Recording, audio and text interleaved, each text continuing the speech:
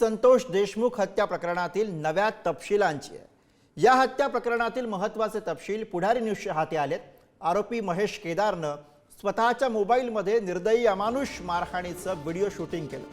त्यानं तब्बल 15 व्हिडिओ काढले आणि 8 फोटो घेतले, अशी नवी माहिती आता समोर आलेली आहे। 9 डिसेंबरला संतोष देशमुखांना तब्बल 2 तास बेदम मारहाण करण्यात आली।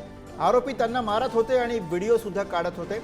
3:46 मारहाणीला सुरुवात झाल्याचा पहिला व्हिडिओ आहे, तर शेवटचा व्हिडिओ हा 5:53 आहे।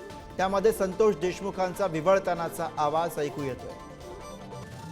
दरम्यान या प्रत्येक व्हिडिओमध्ये नेमकं काय दिसतंय त्याचा तपशील बघूयात ग्राफिक्सच्या माध्यमातून।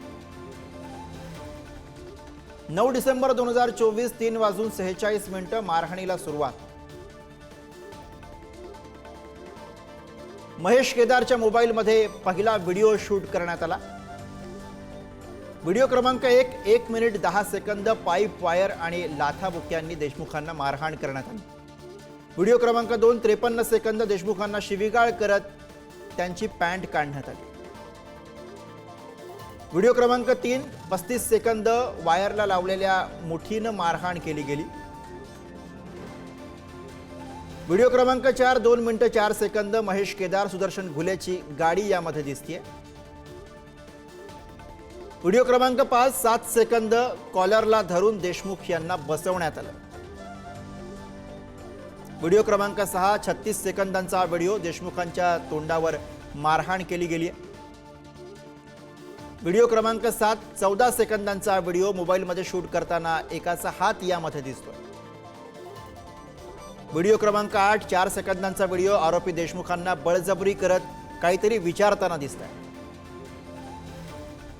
व्हिडिओ क्रमांक 9 52 सेकंदांचा व्हिडिओ देशमुखांच्या तोंडावरती सुदर्शन घुले लघवी करताना दिसतोय। व्हिडिओ क्रमांक 10 11 आणि 12 19 सेकंदांचे व्हिडिओ देशमुखांना अंडरपॅन्टवर बसवून पाईपनं मारहाण केली जाते। व्हिडिओ क्रमांक 13 1 मिनिट 44 सेकंदांचा व्हिडिओ देशमुखांना स्कॉर्पिओ गाडीजवळ उताणं झोपवण्यात आलंय।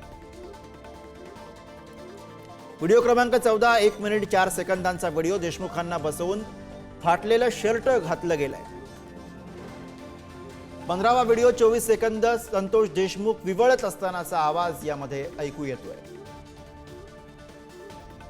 तर 5:53 शेवटचा व्हिडिओ शूट केला गेला।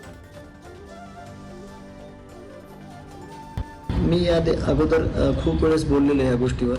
याच्यामध्ये असं आहे की तो आरोपी पहिल्या 307च्या गुन्ह्यामध्ये 2 वर्षापासून फरार होता, परंतु 29/11चा जो व्हिडिओ आलेला आहे, CCTV आलेला आहे, त्याच्यामध्ये तो आरोपी त्या ऑफिसमध्ये जे राष्ट्रवादी काँग्रेस पक्षाचं जे ऑफिस आहे केजचं, त्याचा जे तालुका अध्यक्ष विष्णू चाटे, त्याच्या ऑफिसमध्ये काही LCBचे लोक, काही पोलीस अधिकारी, तो फरार आरोपी दिसतोय।